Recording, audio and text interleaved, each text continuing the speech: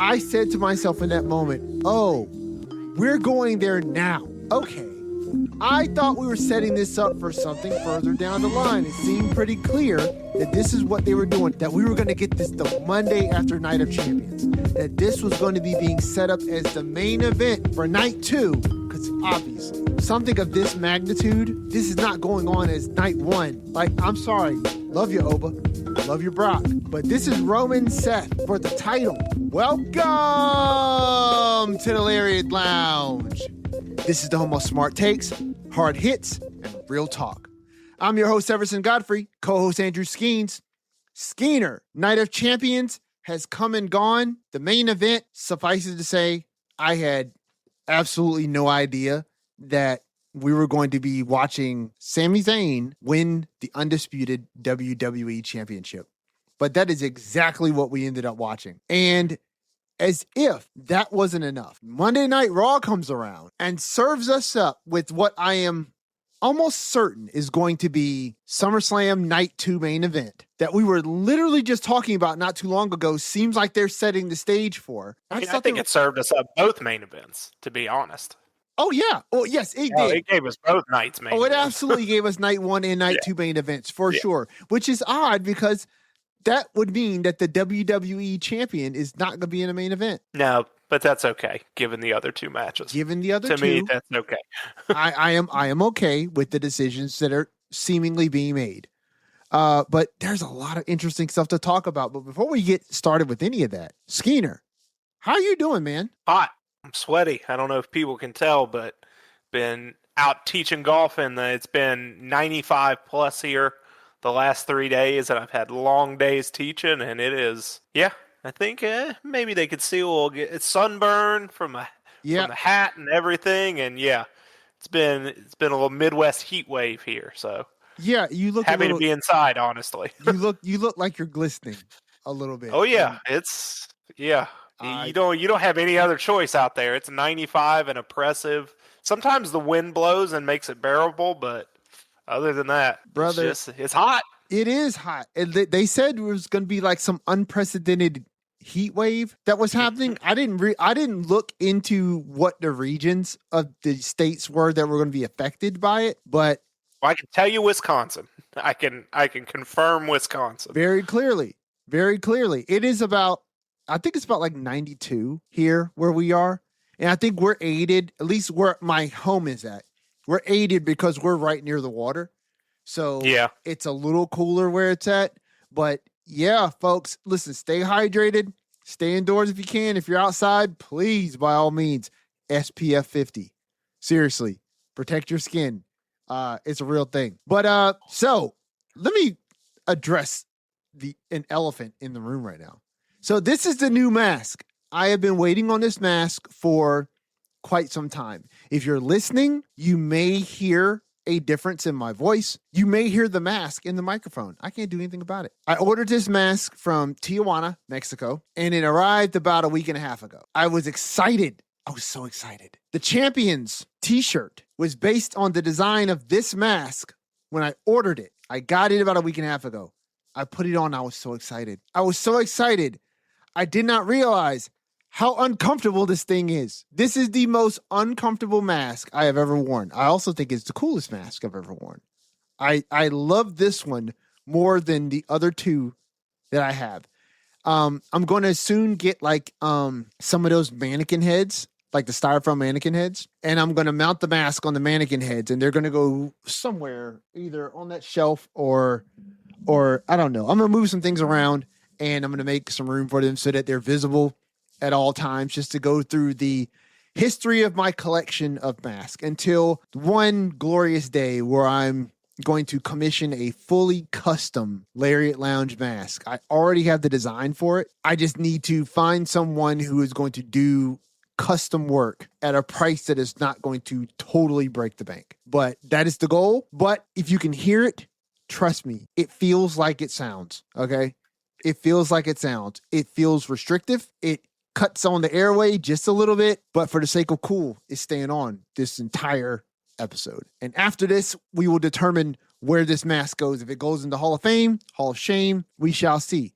if this is a one-off, the Champions t-shirt is going to become somewhat of a collector's item because it'll be the only piece of merch. Time capsule, yes. Yes, it'll be the only piece of merch that has this design on it. And depending on how you guys respond to this mask, maybe if I don't ever put it on again, maybe it'll go, maybe I'll give it away to a lucky listener or viewer or something like that.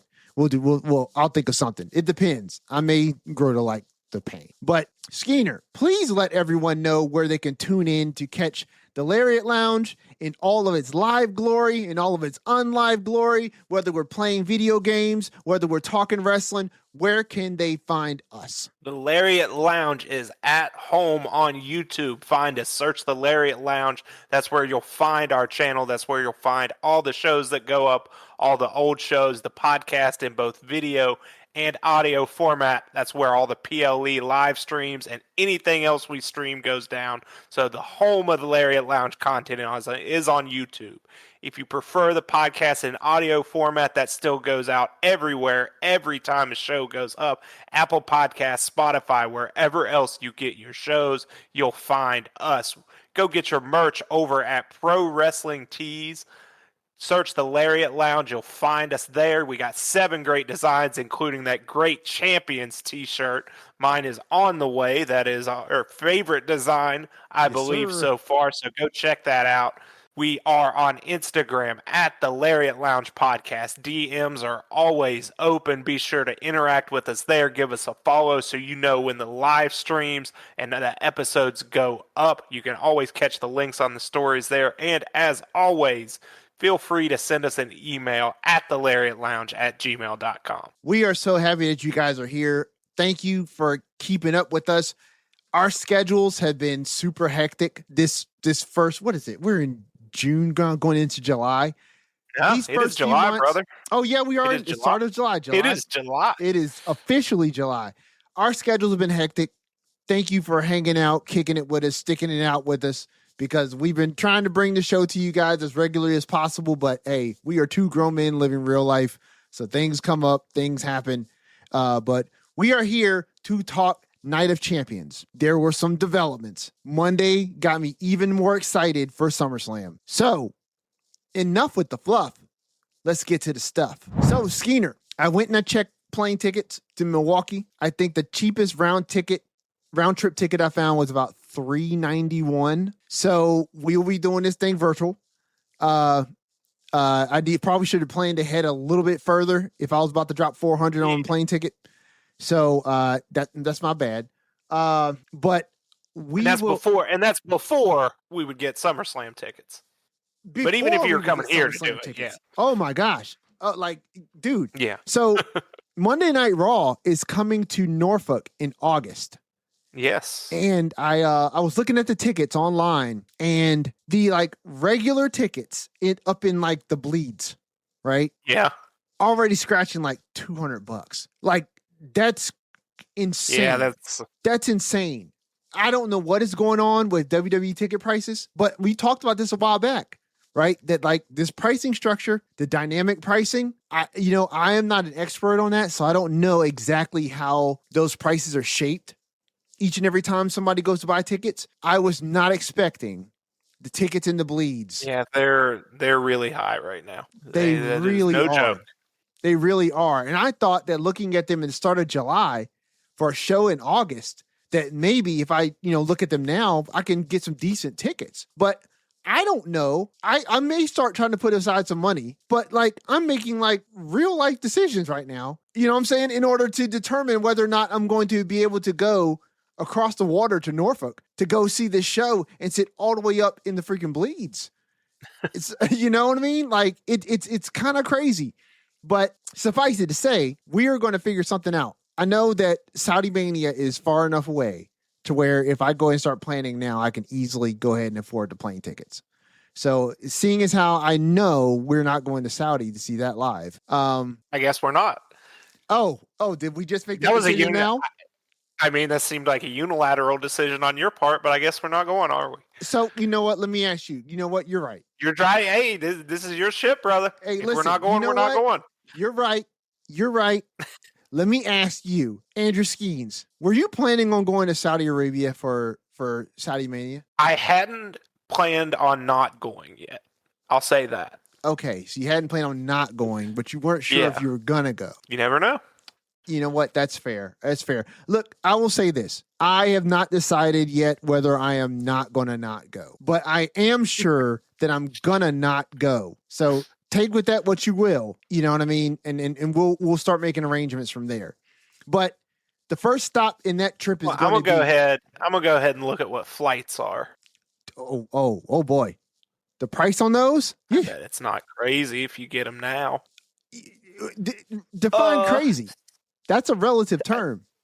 $600. Yeah. Now, and that is not even Worse. including the tickets for Mania. Right. That's not even including the tickets for Mania. I have no idea how much those are going to cost. That is where you're going to start racking. And then where are we going to stay? Probably going to be tough to get them for, just like the other Saudi shows. Like, I'm sure it'll be astronomical for like non-residents, but then they sell them to residents at not for sure. For too sure. expensive of a. For sure.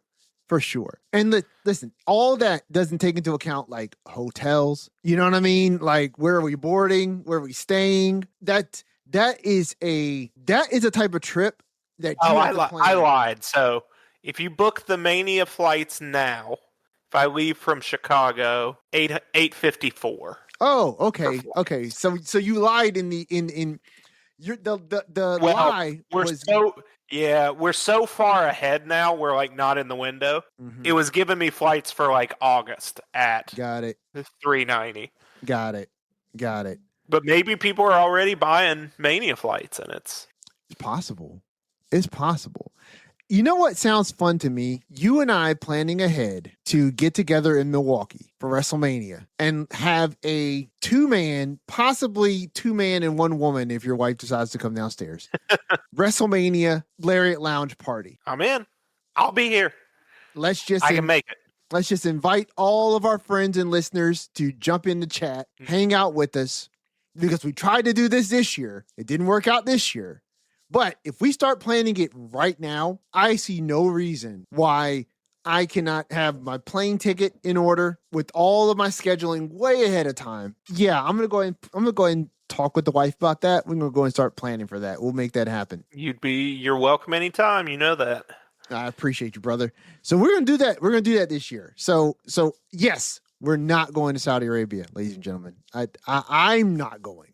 But if Skeeter wants to let me come to Milwaukee and then he flies out to Saudi Arabia, that's wild, but that's on him. But I don't think it's going to happen. So, but you know what? Saudi Arabia did host Night of Champions this past weekend, and everyone's, favorite good guy, Sami Zayn, on a surprise roll-up of all moves, the most devastating move in professional wrestling, some people say, wins his first world championship, and he is now the WWE world champion. Skeeter, just give me your thoughts just off the rip of how you felt in the moment, because if you were watching us on Lariat Lounge Live, we were watching this live when it happened, and I think everybody's hands were kind of like on their head, kind of in shock, not a whole lot of words being spoken. Skeeter, your thoughts for the fans who weren't with us live? It's just one of those moments in wrestling that if you've been a fan for a while, you will know exactly what that means. It's just one of those moments where, we connect with these characters and these performers on like such a personal level that it's tough to put into words what it means to see someone and a character and then a person you get to kind of know and love achieve the pinnacle of this art form, essentially. And it's just such a special thing I think in wrestling that can give you moments like these, and to know that someone like Sami Zayn, who has been long deserving of an opportunity to hold the highest championship, the highest prize on the biggest stage, to have that finally happen. And especially in like, I don't want to say out of nowhere because it was obviously within the realm of possibility, but I don't think everyone was predicting it, and especially not, 3 weeks ago where we saying, well, Sami Zayn's your next WWE champion Right. at the next show. So yeah, it's just a really cool moment. I mean, and awesome to experience it with you and with the folks watching on the live stream. But yeah, I mean, you described it right. A lot of hands on heads, just not talking, smiles, just taking in the moment. It was something to see, and I hope everyone else got to experience it and enjoy it the way I know we did. Yeah, oh, for sure, dude. Listen, I always love when WWE finally decides to pull the trigger. You know what I mean? It's just try stuff. Just try stuff. Do something different. You had Gunther, you had Cody Rhodes, and you had Sami Zayn.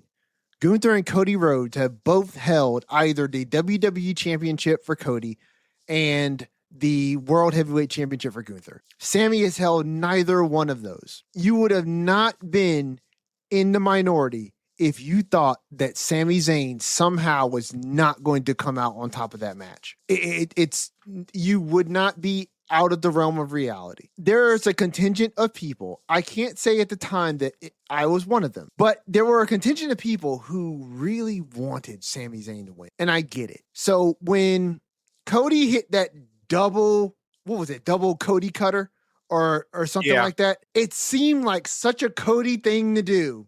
Mm-hmm. You know what I mean? That it's like super Cody rises up and does his that was such on the two people. Yeah. Well, that's the classic, like that's the John Cena spot. Yes. Is like, at the very end he finds a way to just overcome it all and put down both foes and get the win. And I think, like we said on the stream, and like you're saying, like, I think we all knew in that moment that, like, well, here it is. This is how Cody wins. Yep.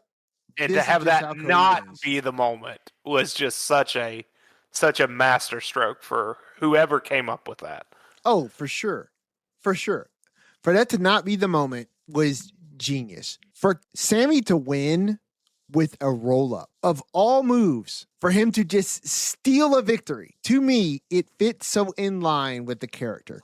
And maybe not in the sense of who Sami Zayn sees himself as, but more so how WWE has positioned Sami Zayn over the years.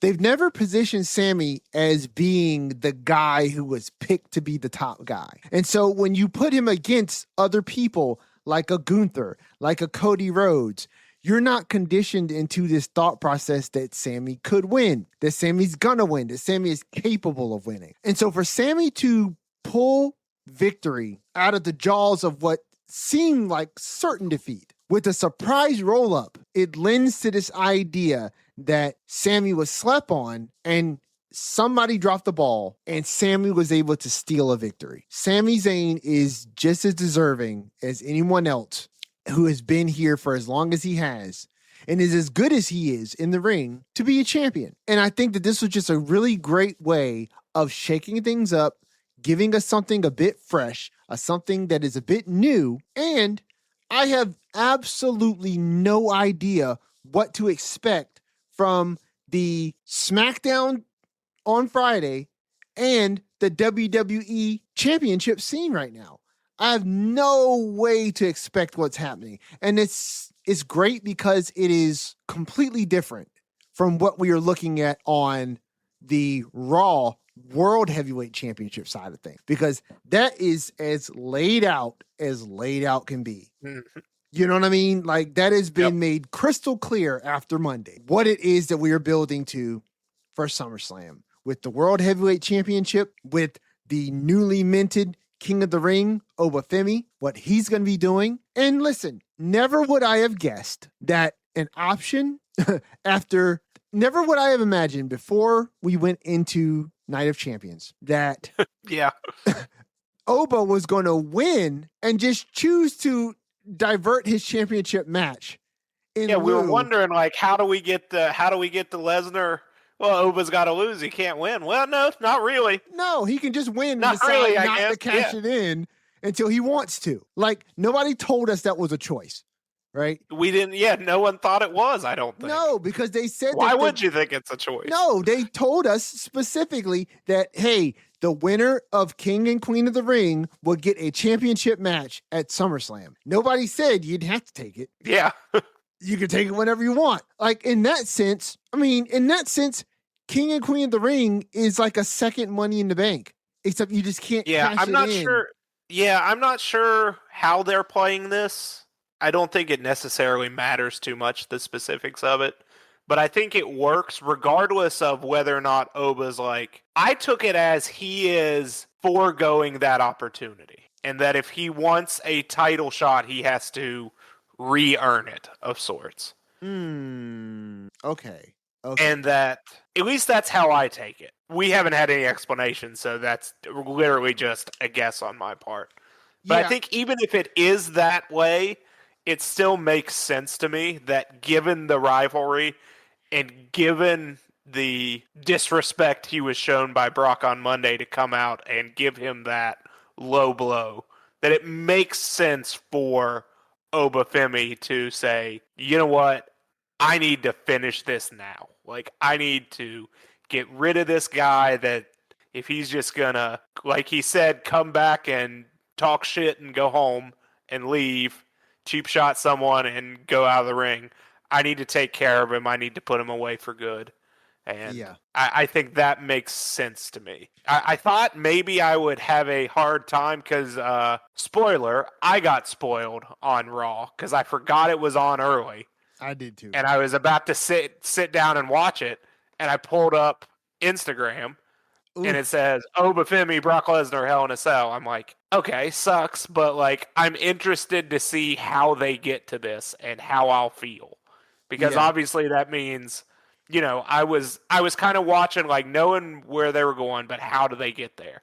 And it still made sense to me, even then. Like that, okay, Oba's would rather finish this with Brock than that is part of, they've characterized the Obafemi character in a way that I buy this as an explanation. That the ruler wants to take this guy out, and he's like, I can get to the title later. See, now I hear you. What I took from that was Oba is not relinquishing his opportunity to challenge for the World Heavyweight Championship or the WWE Championship or whoever it is he wants to challenge. Which also probably makes more sense. He's just saying that, like, nah, I'm gonna take Lesnar on at SummerSlam, and I'll get to that championship match whenever I get to it. Which that's what I in my mind, I'm like, okay, I didn't realize that was part of the rules, but okay, you don't have to take it at SummerSlam. You can tell someone, hey, that championship match that I'm owed,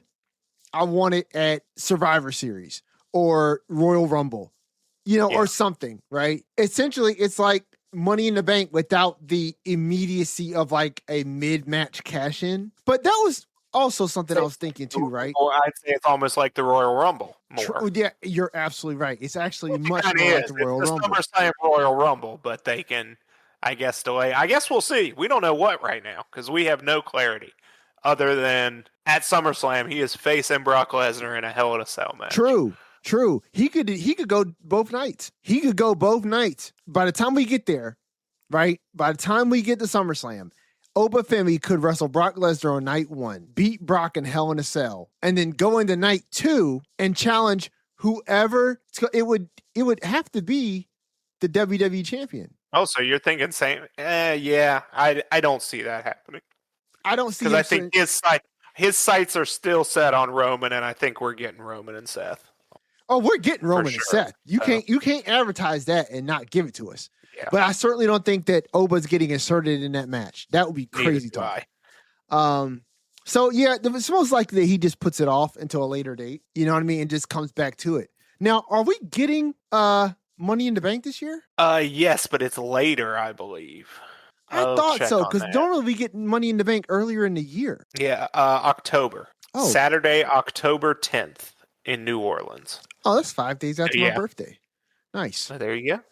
So, okay. So we still, see this. Wow. It's crazy. Yeah, it's interesting that to move Money in the Bank that late. It Because then you is. may have a Royal Rumble winner and a Money in the Bank winner running around at the same time. I mean, seriously. And like when But I the like it. It's a little shakeup. it is. Oh, it is. Oh, listen, I'm not mad at it. It's interesting because by this time in the year, in prior years, because this either like the first or the second year that the King and Queen of the Ring winners get a guaranteed title match. Normally, by this time of the year, the board is shaping up with who the players are, right? Going into Q4 and into potentially the new year. But with Money in the Bank being so late in the year, anybody could be in the Money in the Bank match. The King and the Queen of the Ring winners have never been restricted from being in Money in the Bank. Or should I say, a Money in the Bank winner has never been restricted from the King and Queen of the Ring tournament. Because normally Money in the Bank happens before before the King and Queen of the Ring tournament. So, oh man, that anybody, we're getting ahead of ourselves. But Sami Zayn is your new WWE champion. Obviously, we got Obafemi who went over Jey Uso. Io Sky goes over Liv Morgan. She immediately challenges Liv on Monday to. She challenged her on Sunday. She or sure on did. She challenged her Saturday, not Sunday. She challenged her on Saturday. She made it very clear that she is going after the WWE Women's Championship. So that takes Rhea Ripley off the board. So, who knows when Rhea Ripley is coming back? They haven't spoken about her like injury. That is a little, yes. And with Io not going after her, there's nobody even talking about her. Jade is in the U.S. title picture. You know what I mean? I don't know. Well, So Jade and Charlotte is kind of like looking like your top women's feud over there for the time being on SmackDown. Yeah, Liv Morgan got cursed, and that's what she's blaming as for the loss. Braun Breaker and Seth Rollins, steel cage match. Seth Rollins puts an end to his feud with Braun Breaker. This is a clear nail in the coffin because Monday sets him up for something totally different that has nothing to do with Breaker. I think that while it was a great match, I wonder, am I alone in feeling that Seth and Braun just kind of, I think we talked about it a couple weeks ago when they had that random match on Raw and we were like, is that the end? It just kind of through no fault of their own, through injuries like that, it just didn't have the steam it needed to have. Yeah. I don't think. And it's unfortunate. I'm not sure there's much else they could have done given they're obviously setting up this faction and we are fantasy booking the blow off between Seth and Braun, and then Seth gets hurt and then Seth's back and then Braun's hurt. And you're just like, okay, well, coulda, woulda, shoulda. It's unfortunate that I'm talking this way about what we once anticipated so highly, but it was almost like, okay, it's time to move on. We kicked this can as long as we did. It's time to move on. Yeah. And this was a good way to give it a proper send-off. Because when we saw that match on what was it, Raw? I remember thinking to myself, this is a real lackluster way to end this feud. So for them to go to this Hell in a Cell or steel cage match, I should say, it was a proper finish. And it allowed Braun Breaker to go out in that match like a real dog. Mm-hmm. I loved the fact that he stopped Seth at one point from doing a regular stomp. Yeah. And just showed him, dude, you're going to have to go harder than this. Even though I'm on my last leg, if you're going to end this, you're going to have to end it. And Seth came with the super stomp and finished the match. So, listen, Braun Breaker, I think, is about to be opened up to bigger and better things than what this feud was able to offer him. And that's no shade to Seth. I think it just speaks clearly to what it is that you just laid out, right? Which was this feud was just laden with injury after injury to not only Braun and Seth, but also to Bronson Reed, to Logan Paul. It was just riddled with injury. And it just derailed a lot of the momentum that this feud had going for itself. I mean, everyone in that faction has now been hurt except for Austin Theory. Who may have only been in the faction because everyone else got hurt. Yes. He may have only been brought into this thing because people were getting hurt and they needed bodies. And so, it is what it is. We were literally And now just, he doesn't even have a girlfriend anymore, and I'm upset about that. well. What's going on? He just said that if Maxine is still listening to anything that Gable has to say and not down with the new program, well, maybe there's nothing here. That still leaves room for Maxine to get her act together. That was my least favorite part of Raw. Really? It sounded like they were trying to end it for me. And I was so excited about that. Listen, I don't think that's over. I hope not. I was disappointed. I was disappointed in Maxine trying to apologize to Gable. I thought because I enjoyed what we got last week in that she didn't accept the apology, and that just because she's a baby face right now that she has to accept another baby face is apology. Like I didn't not everyone has to get along, but her going back on this week kind of made me sad. Yeah, see, I didn't take it as her going back on what she said.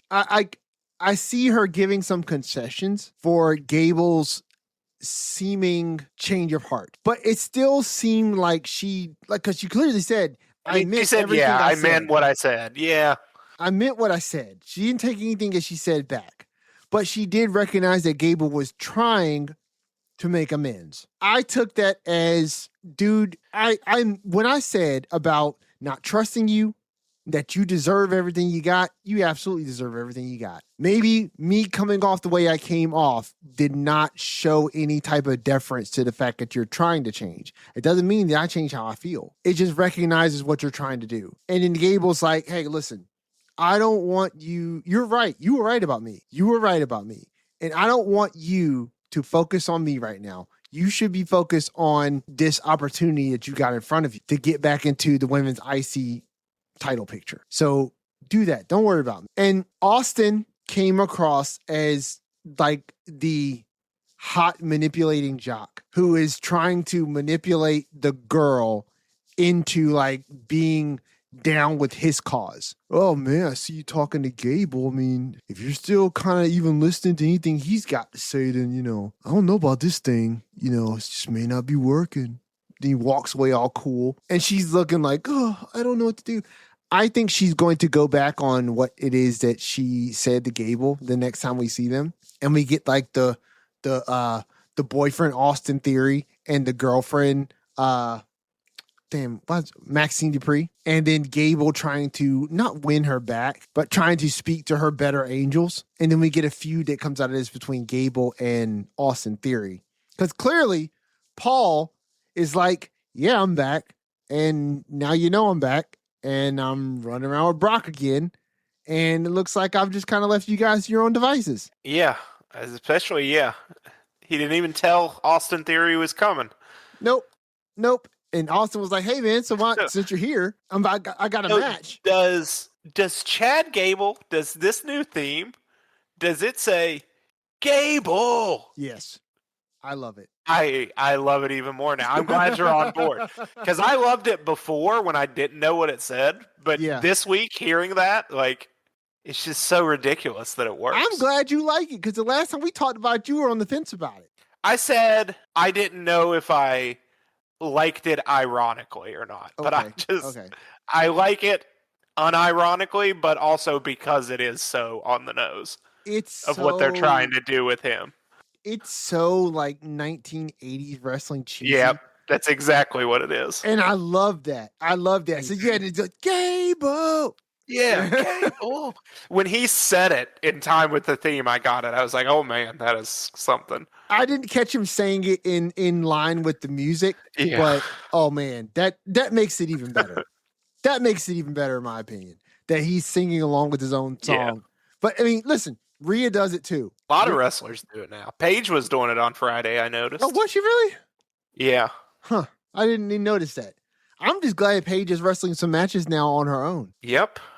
I'm glad. I hope this is the beginning of the end for Paige and Brie Bella, because we need a new program for them. We really do. But yeah, I like that she had a singles match, but I didn't like that. Like, we're still just having matches with Paige. Like, why can't we do a story? And I know they're, I guess, kind of in a story, but there haven't been many segments other than them getting jumped backstage and then them having matches.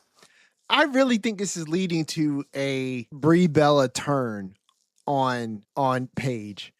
And that's where we're building in the equity now through a lot of matches, a lot of victories, a lot of relying on each other. A lot of their victories have been one of them relying on the other for an assist, right? And then being able to trust each other. I've seen a lot of stuff online material that speaks to like Paige when she was 22, Brie when she was 31, and now X amount of years later, they're still friends, they're still tagging together, and all their history. And I feel like you're setting us up for either a Nikki Bella return where she turns on not Bailey, but but she turns on Paige, or Brie does it. You know what I mean? Like, Yeah. I think you're setting up for that because that's where you're going to get the most bang for your buck right now. Instead of trying to haphazardly throw Paige into something that's going to then ironically pull her away from the tag team that she's in. B, it pulls away from all the things that they've been doing with Fatal Influence, right? You might as well just build on it because you're here, right? Use what it is that's seemingly obvious and then just yank the rug out. Because I think Paige needs a solid singles run, and this is probably the best way to get to it. And I said Bailey by accident because she was on my mind. And so I thought that the Monday Night Raw segment with Lyra was great. Who has been awake since last week doing crack or something? Like, what Listen, is? it seems What like is up with that? whatever Is that she was am I on, the only one that got that vibe? whatever she was That on, they made her look strung out? I thought that it made her look like she was like a 90s grunge version of herself. Okay. Like she looked like 90s grunge. Yeah, like, I get that. Yeah, that's kind of the same kind of vibe. Yeah, well, To me, they gave her a little bit of a strung out look. Well, listen, that I 90s didn't know what grunge they were girl was going probably to. strung out. Courtney Love, There you go. very much. Listen, sorry, Courtney, but you were. But yeah, like I loved her vibe, and I was thinking about Bailey because I saw this video, and I don't know how true it is, but the video was talking about WWE wrestlers who were dating each other, and you know who they had Bailey dating? Who? Javon Evans. I wouldn't know anything about this. This is the first I've heard of it. I'll say that. I don't know how true it is, but it was listed up there with a bunch of other relationships that are pretty well known. Seth and Becky. Yeah. You know what I'm saying? Like they're pretty well known. And so when I saw it, I was like, oh, good for you, Javon. Good for you, Javon. Bailey, good for you. But I was just like, I never would have guessed that. But it just popped into my head, and that's why Bailey's just 15 years older than him. Good for you, Javon.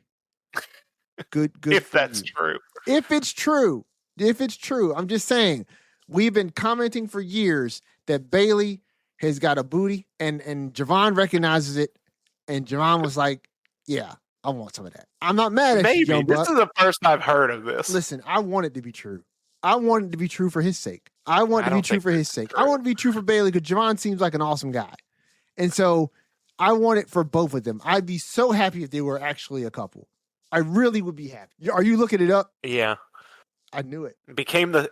They became the subject of romantic dating rumors among fans and wrestling media following their appearances together at various meet and greets. Oh, that's not enough, guys. So they've done meet and greets together and were like friendly and taking pictures with each other during them.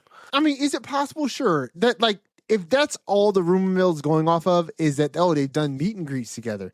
I'm gonna need like a TMZ beach photo. You know what I'm saying? Like I need a TMZ beach photo before I'm like fully on board. I want it to be true though. I want it to be true because they both seem like awesome people, and I think awesome people deserve awesome people. I just do. He seems like an awesome guy from what I've seen. And Bailey, I've seen her enough interviews to really like Pam. And so I hope that it is real because awesome people deserve awesome things. So Trick Williams slaps the taste out of Ricky Saints' mouth and retains his United States Championship. I don't think anybody thought that Ricky Saints was going to take this belt off of Trick Williams. Nope, not for a second. Not for a second. Not for a second. Although the match was good. The match was good, and I earned a little more respect from Ricky Saints. That match and the segment on SmackDown is the most I have liked Ricky Saints so far. Yes. Like I said on the live stream, he's kind of missed the mark with me, but getting him in that character and giving him a little bit more runway to show it, I think was really good. Agreed. Especially him taking the low road. And what did he? Did he low blow or did he just cheap shot Cheap Yachty shot. on SmackDown? Yep. Yeah. Got And out the then ring. immediately got out of the ring. Yeah. And then jumped back in the ring and cheap shot at Trick and then jumped back out the ring again. Yes. I love that. And then, of course, at the PLE, he does the tried and true Eddie Guerrero, right? Takes the stick from Yachty, about that. hits the side of the ring or the steps, and then throws it back to him and falls on the ground, and the referee ejects Yachty. Listen, you are going to get me every time with dastardly heel tactics. I will fall for it every single time. Give me more of that all the time. And so anybody who does that, listen, I got a level of respect for you for doing it. So, that was a bit of a bump up for me with Ricky Saints. But no, in no way did I think he was going to beat Trick Williams for that U.S. title. Trick has been the best thing to have that U.S. title in quite a while. And I don't think he is soon to depart from it. And I don't think he should. I think right now, the World Heavyweight Championship scene and the WWE Championship scene are not crowded, but the lanes are occupied in the first and second position, if that makes sense. Like they have something that's queued up and there's seemingly things that could come up right behind them. You know what I mean? And so Trick being in that space now, I think he'd get lost in the sauce. And he's got a great lane right now because everybody loves Trick. And that United States Championship needs some love. And he is the right type of person to put a belt on, similar to the way Becky Lynch and what she did with the Women's U.S. Championship or the Women's Intercontinental Championship. Put it on Trick. Let that belt gain some equity around his waist so that whenever Carmelo Hayes challenges him for it, you can build to an awesome match. And whether he drops it or keeps it, that feud will make that title matter a little bit more. You know what I'm saying? Mm-hmm. So then we had Tiffany Stratton versus Jade Cargill. Tiffany Stratton retains her United States Championship. This, I think was probably one of Jade's best showings in the ring. I think she's got chemistry with Tiffany Stratton. You know what I mean? And we were talking about this the other day. It's really interesting to watch the maturation of Jade Cargill. You know what I mean? Like you're getting to see it in real time, just how much more comfortable she's becoming in the ring, how much more she is aware of her strengths and her limitations, and learning how to work within the confines of what she's good at, right? She's learning this in real time, and you're seeing how much more fluid she is in the ring, how much more comfortable she is on the microphone, in her own skin in this role. And I love watching that because she has all the bones to be a really great star for the women's division. And I feel like we're watching her grow into those shoes, and it's great to watch, particularly when Bianca Belair's not here. She's on mommy duty. You know what I'm saying? Yeah. Naomi's not here. She's on mommy duty. And so, aside from your Charlottes and your Rhea's, and Rhea's currently injured, right? Stephanie Vicaire, we haven't seen her since she dropped that title. Yeah. You're lacking of some real star power. We haven't seen Jordynne Grace since February of 2026. Is she hurt? I do not know. Or I don't know. But I saw I saw a video where somebody was discussing Jordynne Grace.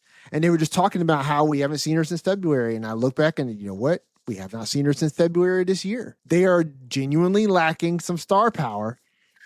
And Jade is there. Jade has that star power. And just watching her grow into this role that WWE is putting in front of her is genuinely fun to watch. I am genuinely enjoying seeing Jade on television. And this is the most relevant that BFAB and Michin have been in a very long time. For BFAB, I think her entire career. So, listen, think what you may think about Michin and BFAB, the new baddies, right? But Jade is doing what a star should do.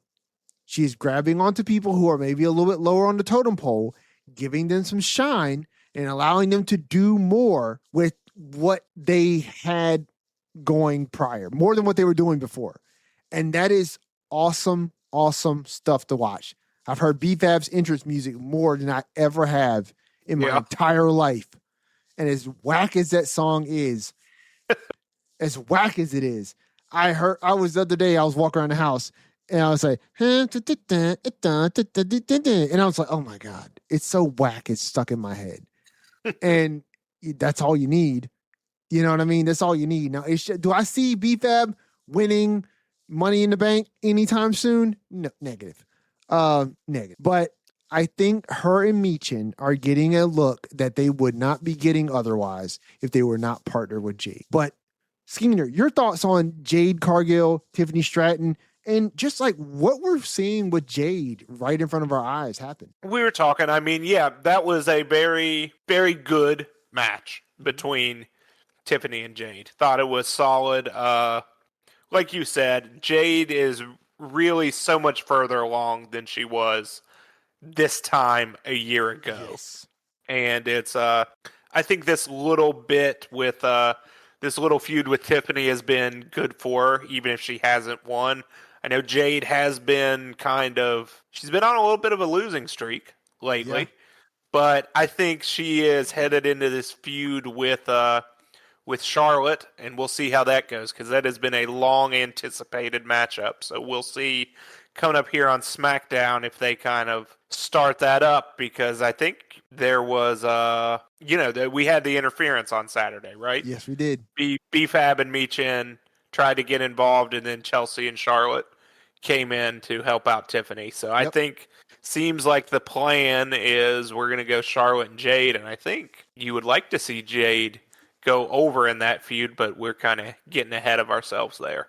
Yeah, but I think that's obviously where they're headed is Jade and Charlotte. I mean, one, that is the best case scenario for you to go to is the two of them, and then two, who else are you going to go to? You know what I mean? Like we were literally just talking about, it's a bit of slim pickings. You know what I mean? Right now, and they're doing a really good job as opposed to what they've done in the past of utilizing the roster that they have. You know what I mean? Like they're doing a good job of utilizing Charlotte and Alexa, B-Fab, Meechin, Jade. Who else is on that roster right now for SmackDown? Alexa. I said Alexa. Julia. Julia and Kiana James. Julia, who got I don't know, do we call it a big win on Friday? A win. She did get a win. And that was over Kiana James, right? Yeah. I mean, is that feud over? With Blake Monroe coming in. Not that. To jump her afterwards, so. So Blake Monroe came in on Friday and she jumped Julia. So I'm assuming that's where Blake is going to start on her little world tour of destruction is with Julia. I can't imagine. I think Blake Monroe is going to be a real asset for SmackDown. I think her promo skills are really good. I think better than people give her credit for. And I think she knows her character. And that's one of those things we always talk about, right? When you know your character, you can really live in that space and feel authentic. And I think that Blake Monroe knows her character and she plays it really well. And I think if you put her in a feud with Julia, I could see the feud concluding either way. It just feels like the smart decision would be to put Blake over, particularly if Blake is probably going to be moving up the ladder into feuds with people with a bit more star power, because she's called out a lot of folks. She's called out a lot of people through those promos over the week, right? And those people are not low on the card. You know what I mean? So she's got to be climbing. So I can't imagine that you put her in a position where she's calling out all these different people. She starts with Julia, loses in her first feud, and then moves up to somebody of a higher status. It doesn't make a lot of sense. But suffice it to say, I'm just happy that Blake is finally here. That after all those promos, they have her go after Julia. But I think, it's probably, I guess, quote unquote, low risk, you would say. I think so. They don't have to have her get a huge win right away. They'll see how things go. But yeah, should be interesting. And we'll see. This is Julia's getting, like we've talked about, another chance, seemingly a second life here. So we'll see what she does with it. Indeed. Is there anything else that happened on SmackDown that we didn't address on for Night of Champions? Solo. Oh yeah.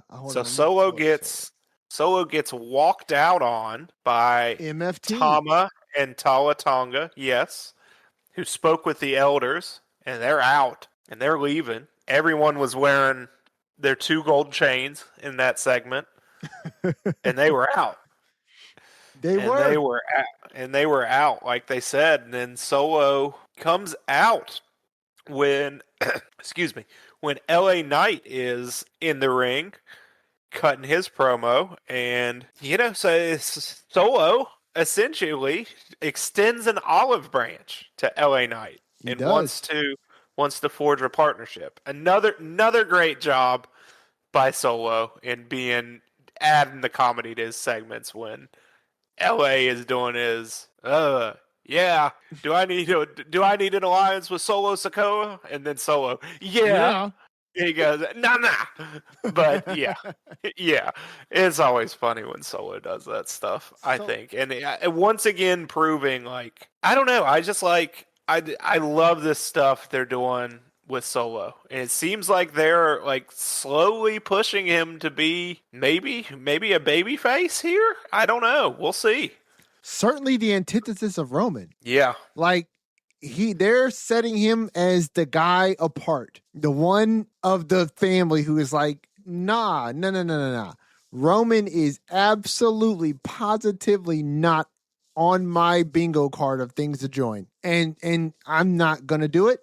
As a matter of fact, I'm going to try and recruit everyone that I can to resist this, just simply because I want to show Roman that I have no desire to be a part of his family. I will grab our enemies to destroy this. And I like it. I like it. I like what he did on Friday with LA Knight.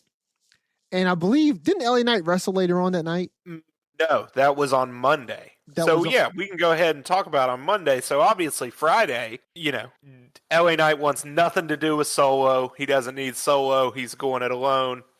Then Monday, because LA Knight's been talking crap about the Usos, we get LA Knight and Jimmy Uso, and we get a little interference from Solo attacking Jimmy to help LA Knight get the win. Yep. So, yeah, Solo came up and gave the spike to Jimmy on the apron. With the Yeet Man at ringside. Yeah, so the once Bloodline member seemingly like you said, teaming up with Bloodline enemies to take down the Bloodline. I love this for Solo. I like it for LA Knight. It keeps LA Knight on the screen doing something, giving him promo time, even if, some folks out there and me sometimes think, should he be doing something, I don't know, bigger is a hard word to say, but regardless, I like when he is active on a show, let alone both shows like he is now, gets time to talk, gets time to work in the ring. And I think he could do some really good stuff with Solo because we know what LA Knight is on the mic. And I think, like I've said before, the personality of Solo Sikoa is vastly underappreciated by, I think, a lot of people, and just how entertaining and funny he can be. And he shows it in little spurts. And I think if you get him and LA Knight together in that kind of odd couple tag team, it could be something really cool. Yeah, I could see that. Could be something really fun. And I think there's a way in which if they go with that and pair those two and, just give them backstage segments or promo time in the ring to play off each other, that Solo ends up being a really massive babyface by the time it's over. Yeah, I could see that. I think he can be that entertaining. I could see that. Well, I mean, particularly with the backdrop of the Bloodline, right? And the backdrop of fighting against the Bloodline. It automatically puts you in this default good guy position, even if the fans cheer for the Bloodline. Even if the Bloodline is not the same Bloodline that they used to be, right? It's still the Bloodline. And so, unless the Bloodline is explicitly good guys, it almost makes them by default the power at B that you're pushing up against. You're raging against the machine that is the Bloodline, and the Bloodline then by default are the bad guys. And so it puts Solo in this position of fighting uphill. And so LA Knight, if he gets LA Knight to join the fray, if they start to trust each other enough to watch each other's backs, yeah, that could be super interesting. And listen, the sky's the limit, I think, for the two of them. And if you really play off each other in a way that shows the audience something that they haven't seen before, yeah, dude, you could just easily set yourself up for something even better. But, WWE has these plans planned out well ahead of time. So, who's to say that they don't already have something in the works for both of them? We did, however, also get Royce Keys also leaving Solo to his lonesome when Solo approached Royce. Or no, Royce approached Solo and kind of teased him about losing everybody. Mm-hmm. And then Solo was like, the offer still stands. And he's like, nah, bro, you're young. We also did we did your thing again that you said you liked, except they were very explicit about it. That Tama ran into Finn. Oh, and Finn they said, sure did. Hey, and he literally, in all but those words, said, hey, remember New Japan? Yeah, that was a long Thomas time said, ago. Yeah, I did, yeah. That was a long time ago. Didn't end too well for Shinsuke or something like that. Something like that. Listen, I think Tama Tonga is a hidden gem. And maybe not so hidden. Because I think WWE knows that they have something with him. I think his delivery, his presence on screen, it's just cool. He has a cool aura to him. And I think he carries himself in a way that it feels indicative, Skeeter, of somebody who's got a lot of weight in their past. Like, you know what I'm saying? Like when he walks and he's talking to people about that was a long time ago. It's like, it almost sounds like there's a lot of weight, a lot of pain in the past. Do you know what I'm saying? That he's kind of walking away from or moved away from, that others like Shinsuke, others like Finn don't seem to look at the same way. I don't know if that's being done intentionally or if that's just the man's cool factor, but I watched that scene thinking, Tama Tonga has got something. Like, he's got something. I don't know if WWE is going to do anything with it, if they recognize it or if they see it, but I certainly see it. It seems cool to me.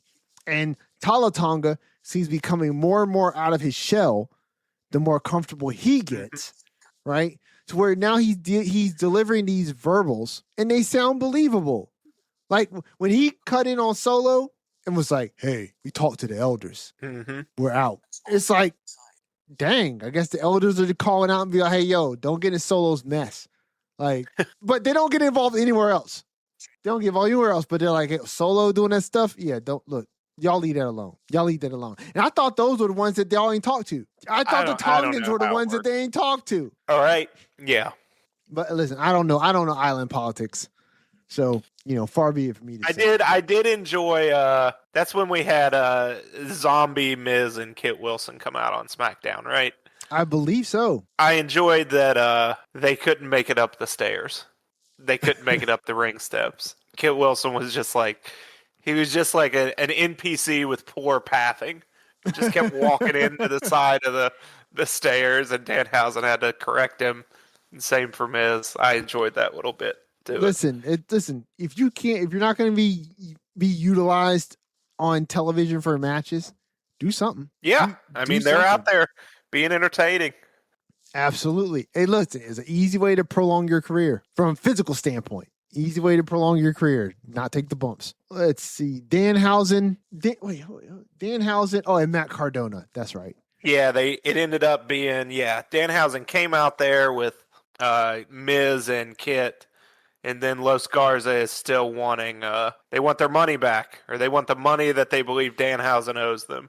Yep. They came out there to try to get it, and then Cardona came out for the save, and then they made it a tag team match, and it ends with a cursing causing, I forget who, one of Los Garza to crash off the top rope. Yeah. I think it's Umberto. I think it's Is Berto. that who it was? I didn't remember who fell off. Yeah, I'm looking at the picture of the explosion coming off the post, and it looks like Berto is falling off the top rope. Yeah, and we got Jade and Chelsea. Okay, and then we talk about Blake Monroe showing up after the Kiana James and Julia match. And then we had the awesome segment at the end of Raw, obviously, where everyone was bucking up to everyone and cheap shotting each other and knocking each other out the ring. And then Oba shows up.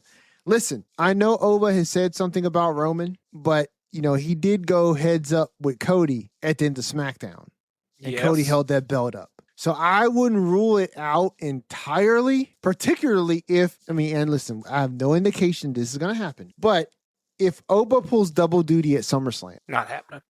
I don't think he would go against Roman and Seth and mess that matchup. But I agree, he's probably not going to. Yeah, we've still got to figure out what goes on. I mean, Jay said he was going to SmackDown to challenge Sammy and to figure some things out. So he did say that. We'll see. Yeah. So let's cut to the quick here. So Monday rolls around. Your tribal chief, not mine, but yours. All of ours. That's a subjective term, but all of ours doesn't necessarily have to encompass everyone. That's a general term. But your tribal chief, not mine, but yours, showed up on Monday Night Raw, and where were they? They were in Atlantic City. Yes. And he calls for Atlantic City to acknowledge him. Interesting how Jacob doesn't throw up the one. I noticed that on the entrance ramp. I noticed it in the ring, right? When Roman holds the belt up and all the fans throw up the one. If Jay and Jimmy were in the ring, they'd throw the ones up. But Solo does not. Not Solo, but Jacob does not. Yeah. And when I saw Jacob on the entry ramp, it could have just been me. But I'm reading his facial expressions. And if he's doing this on purpose, it's excellent. Chef's kiss. He has a look on his face that is like resigned disdain. Like he knows what he is here to do, right? He said that he knew what the consequences were of the tribal combat match. He's honoring his word, and so he is serving at the behest of Roman, right? He's going to put on a straight face. He's not going to turn on Roman. He's going to do what Roman requests him to do. But the look he has on his face is one of like stoic disdain. Like, I hate the fact that I'm right here right now, but I'm going to do it because I'm a man of my word. And that's what it looks like. And if that's on purpose, excellent storytelling. I'm sure it is, because he's pretty much said as much as what you've said. That, yeah, he acknowledged the deal and the agreement he made, and he's going to hold up his end and acknowledge Roman, but not Jimmy, the others. And not that punk-ass Jay. Listen, that's my favorite part. Like, if that's the running gag where it's like, hey, I don't follow you, Jimmy, and I certainly don't follow your punk-ass Jay, and Jay's always like, dude, what are we doing? Like, if that's the running thing, I love it. I love it. But Roman's out here, and he's getting his acknowledgement from the Atlantic City crowd. Seth freaking Rollins' music hits. I said to myself in that moment, oh, we're going there now. Okay. I thought we were setting this up for something further down the line. It seemed pretty clear that this is what they were doing. They were having a lot of paths crossing in the back. Some comments were being made. There was a lot of inference here. So I was down. I was totally down. I just did not expect that we were going to get this the Monday after Night of Champions, that this was going to be being set up as the main event for night 2. Because obviously, something of this magnitude, this is not going on as night 1. Like, I'm sorry. Love you, Oba. Love you, Brock. But this is Roman Seth for the title. Dude, the video package for SummerSlam Night 2, Roman Seth is going to be epic. Epic. Epic as Seth's promo in the ring. That was a great promo. Peak. To hearken not just to the Shield, because obviously that's there, but the reality that they have more time behind them than they have in front of them. You've seen Braun Breaker constantly berating Seth on how he is a broken, frail shell of his former self, that his knees can't hold the weight of the world anymore. Yeah. And suffice it to say, right, we've seen Roman work less and less dates over the years. It's just inevitable, right? The new guard, it's on its way. This was also part of Seth's promo. You need to wrestle me. You need to wrestle me, because if you don't, you may not get another chance to do it. Finally beat him. Yep. There are hungry young men who were hungry like we were that are nipping at our heels, whether you recognize it or not. They are breathing down our necks. We've got more years behind us than we've got in front of us. And it's going to be sooner rather than later that some of these fresh faces, some of these Oba Femis, some of these Braun Breakers, they're going to be scratching these top spots. And one or both of them is going to knock us through the roof. So if you're going to remove the potential asterisk from your Hall of Fame career, you need to do it now. Because I might even be the person that's inducting you into the Hall of Fame. You may get a night all dedicated to just you, but you don't want it marred with that asterisk that you couldn't get the job done over Seth Rollins, the guy who has always had your number. And Roman's response is ironically, you're right. Mm-hmm. You're right. I need to beat you. I need my family to see me beat you so that I can put you in my rear view and move on to whatever else is left in front of me. Excellent. That was an excellent promo. And if anybody was ever in doubt at how good Seth freaking Rollins is on a promo, that right there should have at least gave you pause. At least. But Skeener, your thoughts on that segment? I didn't even tell you what my thoughts were, but I feel like the way I've been talking about it speaks volumes. But what were your thoughts on that segment with your tribal chief? Not mine, yours. And Seth freaking Rollins setting up for the main event of SummerSlam. Yeah, I mean, you did a pretty grand job describing it. Like, yeah, Seth knocked it out of the park. He was the one doing the heavy lifting this week, or at least the most of the mic work. But yeah, he did a great job summing up. I mean, everything. Like, this is like well over a decade of story now, right? Yeah. Because, yeah, I mean, Shield, it's closer to 15 years, I think, than 10. So, yeah, just a ton of backstory here and all coming to a head in this one match. You know, we had it a little bit with the triple threat with Punk involved, but now this is just Seth and Roman, the two that have been here, that have in some ways mirrored each other's paths, in some ways opposed it. Yeah. Just the perfect forever foils at the peak of their, at the peak of their powers, essentially, in terms of these guys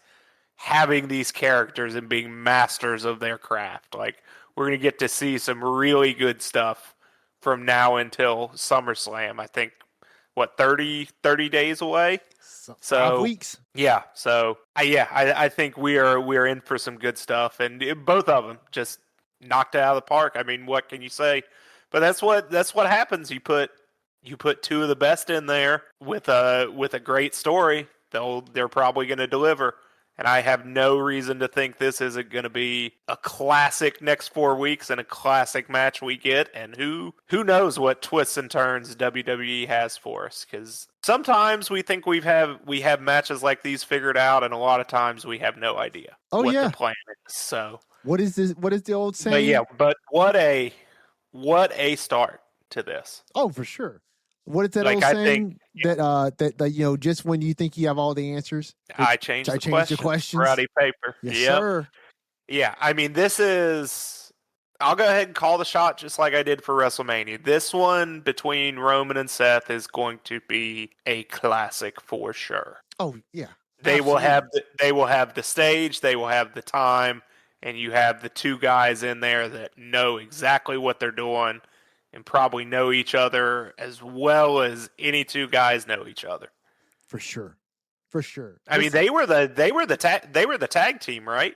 No, in the Shield. That was no, I think Ambrose was the solo champion. He was the U.S. champion. Sure was. So, yeah, you're right. So these guys were tag team champs together multiple times, have been back and forth, and we've got, like I said, over the 13 years of history to build on, essentially. Crazy. Now speaking of Ambrose, Jon Moxley, he is still actively wrestling in AEW, is he not? I believe so. I mean, honestly, I don't keep up with it that much. Me either. Haven't seen. I would assume so. Okay. I mean, I don't think he's retired or anything. I don't know, what current program he's in or if he's in a break, but he hasn't retired or anything. Sure. I know that much. Whenever we talk about Rollins and Reigns, it's hard to not include Ambrose, right? In that lineage, in that history. And the reason I brought it up is because, there's a part of my heart that would really love to see Me too. A Dean Ambrose return, even if he didn't return as Dean Ambrose. I think Dean Ambrose is the legacy that came with the Shield. But listen, I think the man has done a great job of rebranding himself as Jon Moxley and coming into his own as a character under Jon Moxley. Is that his real name? I believe that is his. So no. That's not his real name. Yeah. Again, this is one of these things I know off the top of my head. His name is Jonathan Good. Okay. But no, yeah. Okay, so John Moxley John. is I'll give you John. so John Yeah, Moxley is the AEW character that he Yes. is. Okay. So if he came back to WWE, he would be Dean Ambrose because John Good is not it. I would think he would be Dean Ambrose. Yeah. I mean, I'm pretty sure he owned like John Moxley is his because he was John Moxley on the Indies pre. Oh, well, I mean, listen, WWE. if that's the case, I could see him coming back if he did come back. Let me not lead you all down a road that is unpaved here. Okay. Nobody is saying that he is coming back to WWE. But if he were to,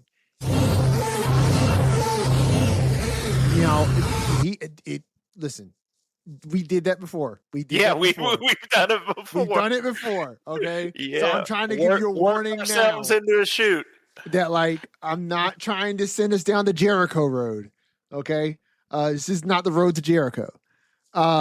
This is just us talking about the Shield members.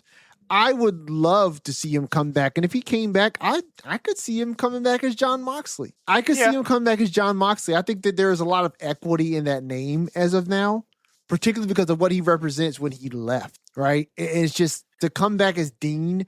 I feel like there's a lot of unresolved, at least for me, there's a lot of unresolved angst around the name Dean Ambrose. Not his fault, but just what the company did with that character when he was as hot as he was. You know what I'm saying?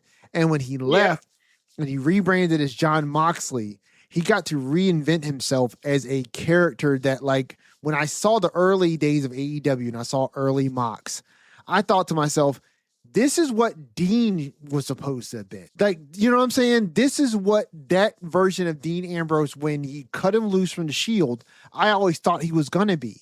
When they had the Shield together, they all had, in my mind, mercenary archetypes, right? From like your late 80s, early 90s action movies, right? Like Seth Rollins was the strategist. He was the cunning, conniving strategist. Roman was the muscle. He was the big enforcer. He brought the power, the payload, right? Dean was the loose cannon. He was the guy on the squad who you had to keep a tight leash on because he was going to freaking lose it and do some crazy people would stuff. Always go to the Brian Pillman comparison. They did.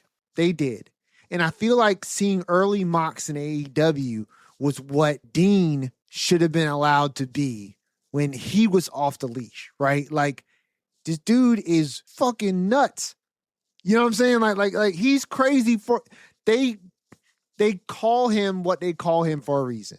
He moves the way he moves within the Shield because the Shield is the structure, you know what I'm saying, that kept him in check. And now that he's off that leash, he's not only just, zany Dean Ambrose, right? No, like the dude is freaking psychotic. Like, you know what I'm saying? Like the dude has got issues. And that would have been such a great counter to what Roman was being positioned as, what Seth was being positioned as, versus what Dean was. And I think that WWE just dropped the ball with that Dean Ambrose character. So if he ever came back, I'd want him to step back into the role of Dean Ambrose just as little as I wanted Matt Cardona to step back into Zack Ryder. Like, you don't have to do that. Like, come back as something different. You put in the time. You should be afforded to do that. The big what if. I like you hope that maybe one day, sooner rather than later, we'll get it. But I really don't know. I really don't know. I've gotten my hopes up for these things before, like we know, and I'm not going to do it to myself anymore. So, agreed. This is a quintessential wait and see. Like, you have no other choice. So Obafemi was our winner of the men's King of the Ring.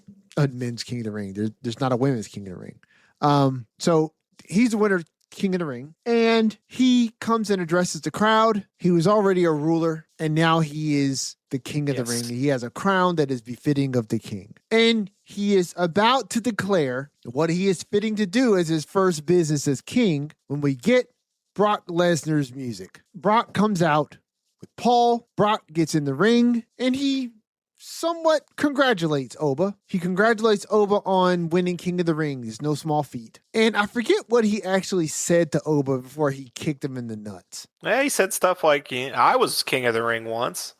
And he did say that.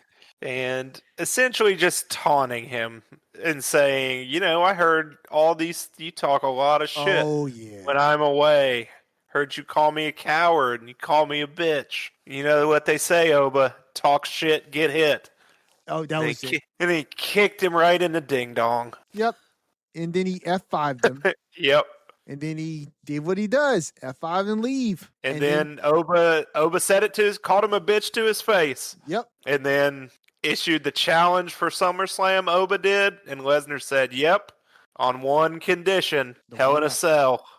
Up it. And you can hear Oba in the ring, and he's laughing. He's like, yes, this is what I want.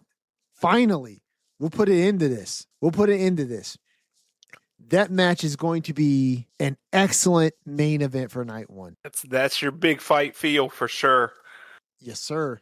On both nights, like you're both going to have huge anticipation for the main event. But yeah, I mean, we'll see. This is the biggest stage as it gets for Oba. Very early in its career, and it's not going to be lost on anyone how much this mirrors the ascent of Brock Lesnar in a way. Oh yeah. And here he is at essentially his first SummerSlam, where Brock was winning his first world title after his post-WrestleMania debut, and now Oba Femi is main eventing with Brock Lesnar in what is presumably Brock Lesnar's swan song. But we'll see. Lord knows I was wrong about that before, about Brock Lesnar being retired. We both were. I think a lot of us were fooled. And listen, as much as I love this. In a good way. As much as I love this, I will stay and I will stand by this because it doesn't change the fact. Brock retires. And then he says, yeah, I retired. And then I thought about it and I wasn't okay with that. So now I'm back. Okay.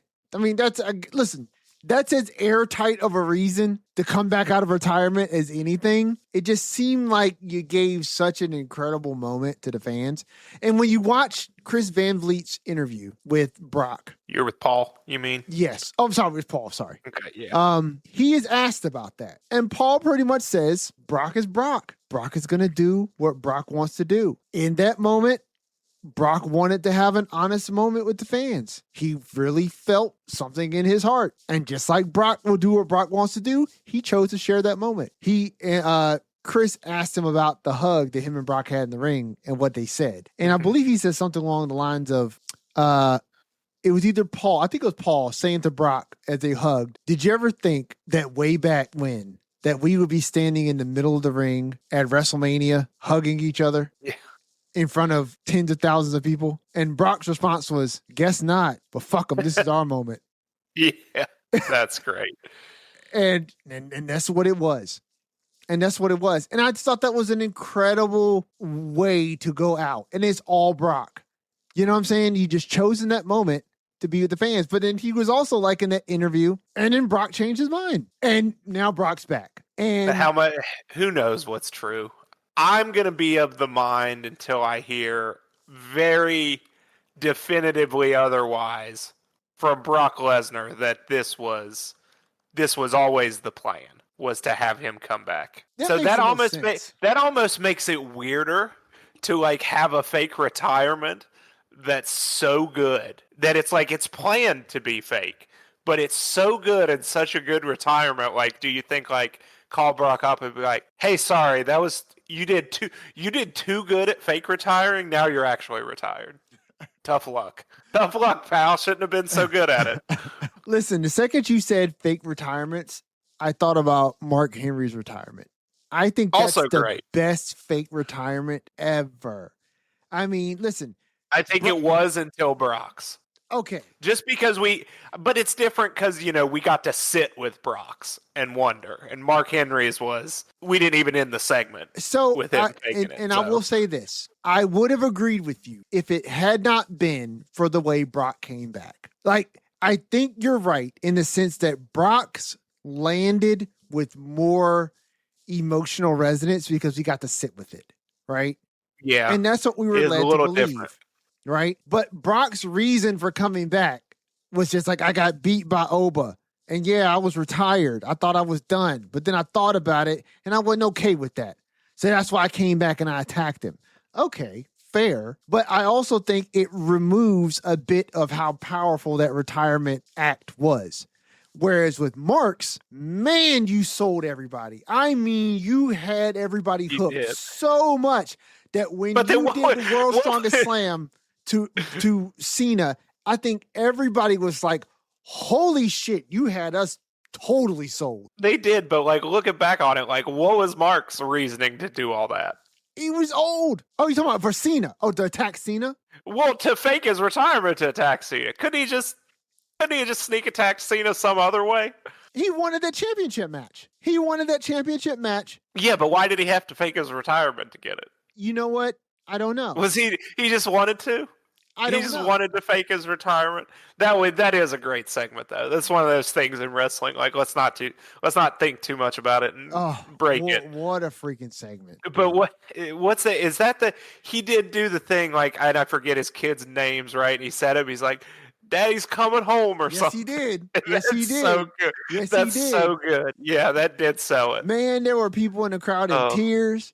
Like, obviously, John was in on that. How could you not be? But, like, John sold it so well. Like, I didn't expect to be in the ring for somebody retiring. Like, that's how he sold that. It was I am so glad that, obviously, it would have been impossible 15 years ago, for this podcast to have been around. But, like, I wish we could have gotten to share the appreciation on the show with everyone else that I'm sure we both had for Mark Henry getting that run. Yes. Getting the Hall of Pain run. Yes. Because it's like when that finally happened, it's like, this guy has been around and been able to be this guy, and it finally clicked at the right time. And even though, it was not a long championship reign, but that run and him getting the title and then going into the Cena stuff, that was just a really good kind of ending. Wasn't the end of his career, but a back end chapter of his career. That was to finally get that shine. Yeah. That was the hallmark on a world-class career that he needed, right? Yes. You know what I mean? Like, he had a really interesting, great career in WWE. He'd done some really cool things, and he was obviously going to go down as one of the best of that era. But he needed that definitive run with the championship to show people exactly who he is, exactly what he's capable of. And that Hall of Pain run was that cherry on top of a great career that made a good career great. You know what I mean? Like, yeah. Oh, that Hall of Pain. It's almost this bookends it just like, it's almost like the Sami Zayn moment. Like it was the same kind of feels that you get when you see that guy achieving that goal that he has long deserved, but circumstances have just made it elude him. Yeah.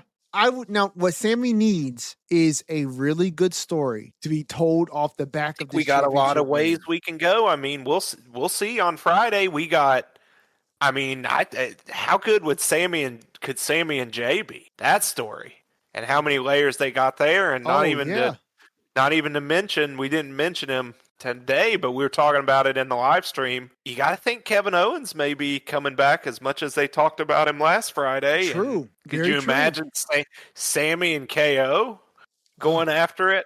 So there's a lot of ways to go. And like Sami is doing, some of, if not the best work of his career with this character. So I have no doubt that whatever is coming is going to be good. And they've got a lot of good avenues to go down.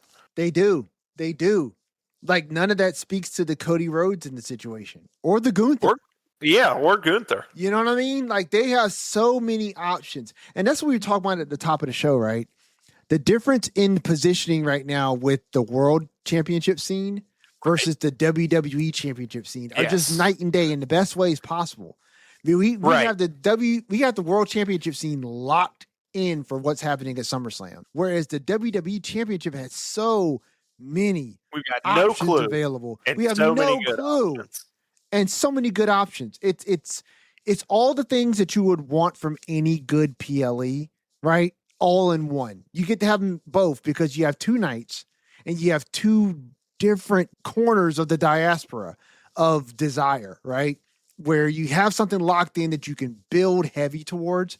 And then you have on the other end, you have this thing that's kind of nebulous and anything can happen. And then you just have the Oba Brock on top of that. SummerSlam is going to be fucking dope. Like SummerSlam is going to be really, really good. Oh my gosh, so. It's gonna be good. That's what I was thinking driving home before we hopped on here. Was man, feels like it's been a long while since like we had a SmackDown with a lot of good stuff happening, a super consequential PLE. Yep. And then a Raw with a lot of good stuff happening. Oh, yes. Absolutely. So it feels like we kicked out of that little lull we both thought we were in, for sure. Agreed. And listen, suffice it to say, we said it before, this happens after WrestleMania because you're rebuilding stories. You know what I'm saying? And these things take a little bit of time. But we kept saying to people like, hey, give it some time. Let it marinate. Just like a wrestling match, there can't be highs if there aren't lows. You can't just try to run high all the time. You would like to, but it's not sustainable. Yeah, and you wouldn't appreciate the highs as much if you didn't have those lows. Exactly. You wouldn't appreciate them as much. And I know we think that we want everything to be high all the time. But you have to have that dichotomy so that you have that swing, that pendulum, that high to feel. Otherwise, everything is just the same. If a Sami Zayn won the title every week, you wouldn't get so excited when Sami Zayn wins the title. Right. Essentially. And Sami Zayn is a stand-in for any wrestler in a situation like this, right? Who you wouldn't expect to win. If Sami Zayn won it this week, and then at SummerSlam, for some reason, LA Knight is in the match, and then LA Knight wins the match. I mean, that's going to be awesome the first few times this happens. But by the time, we get to this time next year, and we've had like 6 title changes by people who you never expected to be in a title picture, it's not going to have the same weight. You know what I mean? And so, listen, things are heating up. We're gearing up toward the party of the summer. Do we have another PLE between now and... The biggest party of the summer? No, we do not. I don't believe. Don't we have a Sunday night's main event? Yeah, that's what I was going to look. I think we have a Sunday night's main event. I think we have a Saturday night's main event. I think Sunday night main... I think the Sunday one is later in the year. Why would they advertise that so early? Well, because it was like, get your tickets now. Okay. 2 weeks. Saturday night's main event. Okay. In Madison Square Garden. Yeah. Yeah, I knew that because Danhausen's on the marquee at MSG. Sunday night's main event is in September. Okay. So, listen, we could get some developments in the next 2 weeks that could lead up to MSG's Saturday night's main event. Like, they typically do try to do something somewhat interesting at MSG. You know what I mean? And maybe we'll find out who's challenging Sammy there. That's what I was literally about to say. Is like maybe we get a bit more of a clear picture by like a little mini tournament or something, or or at least some story development to see who's what's going to happen. Because we're definitely in a space where like we need to figure out a number 1 contender because we don't have automatic rematches anymore. So we'll see where they go. It's going to be interesting. Because we stated before, where's the Cody Rhodes in this? You know what I mean? Where's the Gunther in this? Like, I'm sure we don't run it back. When does Street Fighter come out? Do we think he'll take time off to promote, or that's really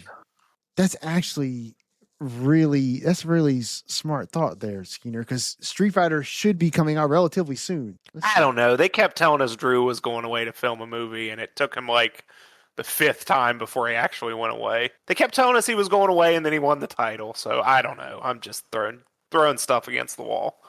Well, let's see. Well, okay. October 16th, 2026. So he's got a bit. So he's got a little bit. Yeah. So I don't know. I mean, if he doesn't take any time off, right? If he doesn't take any time off, which honestly... He may win it back on Friday. Who knows? Listen, if that happened, that would be the most Cody Rhodes thing. Yeah, you can't count it. That's why it's great. I'd say have a match because you can't count it out. Oh, wait. Nick Aldis and Gunther. Yes. So yeah, that is probably a SummerSlam match. very possible. Because they've been building that story for a while, and then they had that stuff after the Night of Champions. Forgot about that. Yeah. You know what I mean? So that could tie up Gunther, right? So if that ties up Gunther, then that leaves Cody on his own to do something else. And listen, honestly, Cody could do great in a storyline that did not involve him being directly involved with the title. Like, I watched a video the other day that recapped when Cody Rhodes and Jey Uso won the tag titles together. Mm-hmm. That was such a great video to watch. Like, they were so entertaining together. Oh yeah, at the press conference. That's what the majority of the video was talking about, was them drunk at the press conference. Ooh. That, oh my gosh. Jay was having a good time. Listen, so did you see Cody's interview when he interviewed Liv Morgan on What Do You Want to Talk About? Yes. So yeah, he talked about that quite a bit. Yeah. And about how, like, he was doing everything he could to try to keep it together because they were both drunk. They were both drunk. And then somebody comes into his bus and is like, hey, you guys are doing the press junket and you're up first. And they were both like, okay, we got it. We got it. That, and it's not like I know Jay, obviously, at all, but like that seems like exactly like something he would do. Is be, I got it. Yeah. And then totally not have it. According to Cody, they sat there for a second and they looked at the guy and they looked at each other. And it's like almost together they were like, oh, all right, let's do it. And we got this. Yeah. And then Jay walks out and he does that pace. You remember he paced like 6 times? Oh my gosh. You knew that they were hype. I thought that Jay was just hype. I did too. And it just started out bad because he just get on the mic. He's like, y'all better y'all give us all respect or something to that. Something to that effect. He like talks in circles and demands respect or something. Me and Cole, man, we won the championship. Oh, yeah. Great. Oh, knock my computer over. But yeah. Oh my gosh. Yeah. Oh, that was so good. Just watch that back. Indirectly calls that poor lady old. Yeah. She been here since both our daddies was here.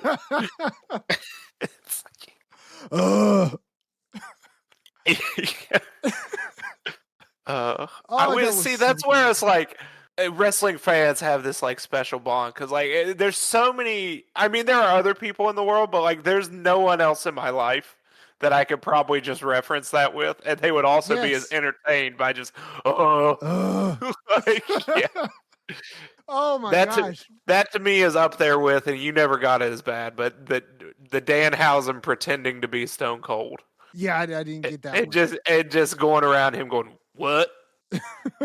What? You know what? He'd just go up to random people backstage wearing a bald cap, and they would have no idea what's going on. And he'd just go, what? And they'd be like, what are you doing? And he'd be like, he thinks I'm Cold Steve. You know, now that I get the Danhausen character more, that makes more sense. Like, I get it more now. Like, when you first sent it to me, it didn't land with me.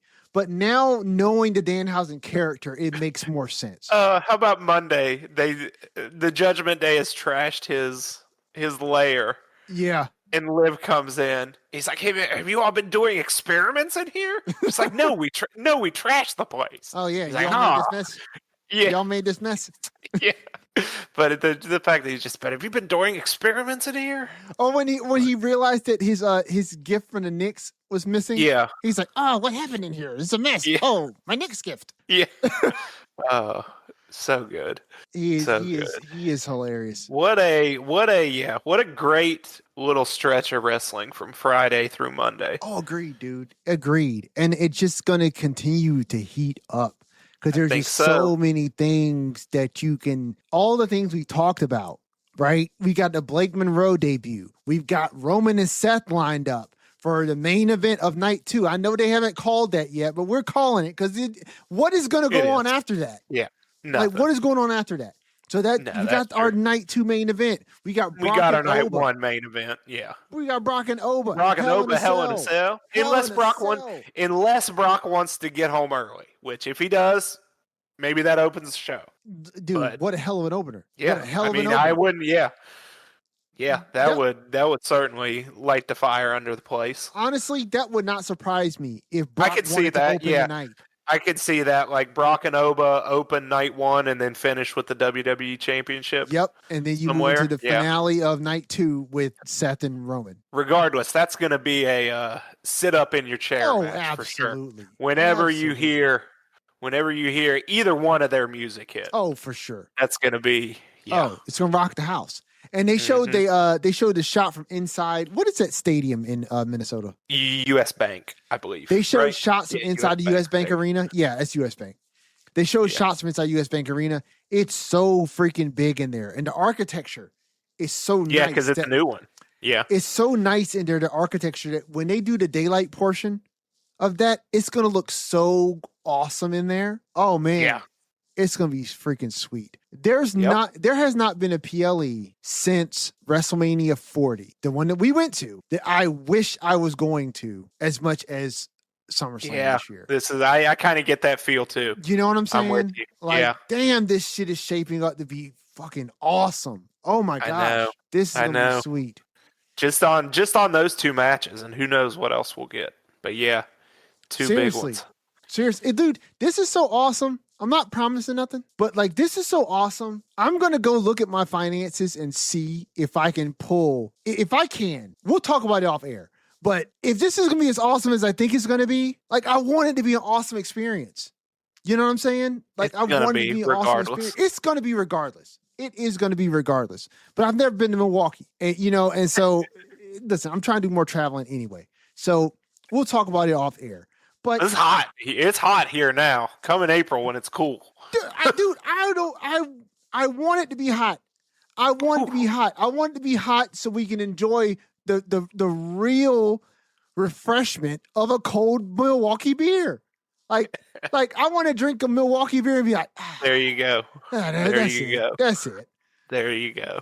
Anyway, Skeener, please let everyone know where they can tune in to catch this really awesome podcast with 2 friends who connect over and all things pro wrestling. What? The Lariat Lounge, the home of the Lariat Lounge, is YouTube. That's where you'll find all our content, the video and the audio version of every podcast. That's where you'll catch all our PLE live streams, and you can go back and watch along with us on all the old PLE live streams. Any other content we do, you will find it on YouTube. Just search the Lariat Lounge and you'll find us. The audio podcast still goes up on all your favorite traditional platforms, Spotify, Apple Podcasts, wherever else you get your shows, you'll find us. Go get your merch over at Pro Wrestling Tees. Search the Lariat Lounge. You'll find us. We've got 7 great designs up there.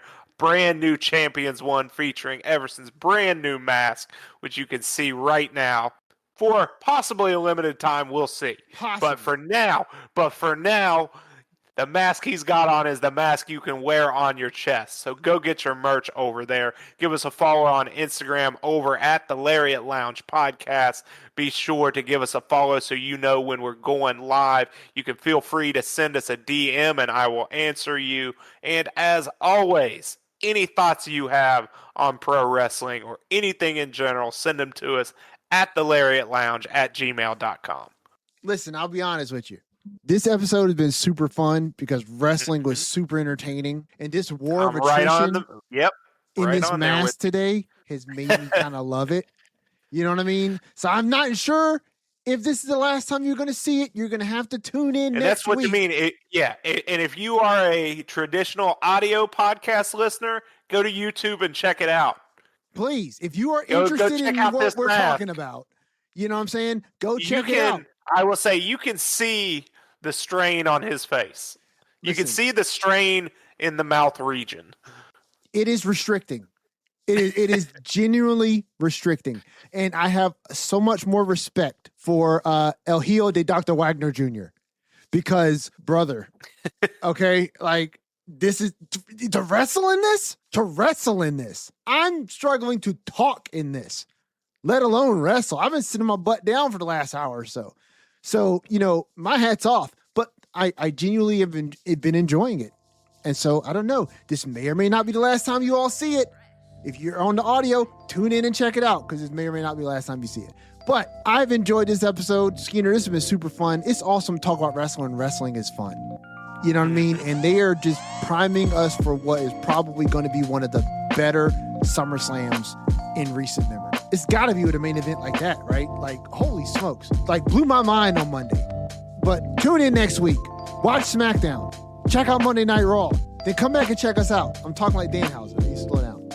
I'm just excited, guys. I love pro wrestling. From your host, Everson Godfrey, co-host Andrew Skeens, this has been another edition of the Lariat Lounge. Watch yourself on the way out.